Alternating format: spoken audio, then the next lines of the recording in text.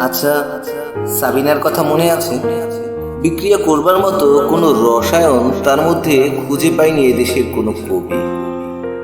Side bag কাঁধে ঝুলিয়ে কারামি নৌকার মতো দুলতে দুলতে যখন সে কলেজের প্রবেশদ্বারে এসে টুথব্রাশের বিজ্ঞাপন হয়ে যেত, তখন বাতাসের ভয়ে মেঘগুলো শুরু করতো উজান বাইতে।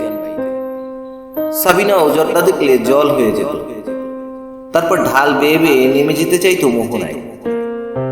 সাবিনার জর্জেটের ডানাখানা বারবার উড়ে যেতে চাইলে তার স্বয়ংক্রিয় হাত টেনে ধরতো উৎসাহে। আর সাবিনার সাইড ব্যাগটা ভর্তি ছিল গল্পে। মাঝে মাঝে ব্যাগের জিপার খুলে উকি দিয়ে দেখতো সব ঠিক আছে কিনা। এক বুক হতাশার বাতাসা খেয়ে বিমর্ষ সাবিনা একবার এক কবির মুখোমুখি দাঁড়িয়েছিল। আর কবি সাবিনাকে ভেবেছিল জলদস্যু। জাহাজ নোঙর করলে একটু তো ধাক্কা লাগবে। কবির সহ্য হয়নি। ব্যথা পেয়ে কবি কোকিয়ে ওঠায় এক পাল উৎসুক চোখ এসে কবিকে সান্ত্বনা দেয়।